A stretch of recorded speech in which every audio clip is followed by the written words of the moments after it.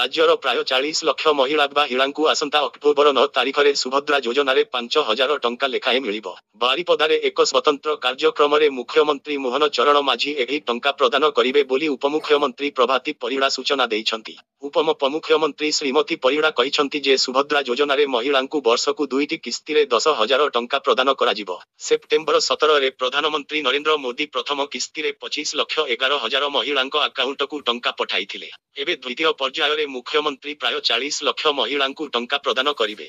मार्च 8 सुद्धा समस्त योग्य हिताकारींकु प्रथम किस्तीर टंका प्रदान कराजिबो। मार्च 8 रे अंतर्जातीय महिला दिवसरे द्वितीय किस्ती प्रदान कराजिबो।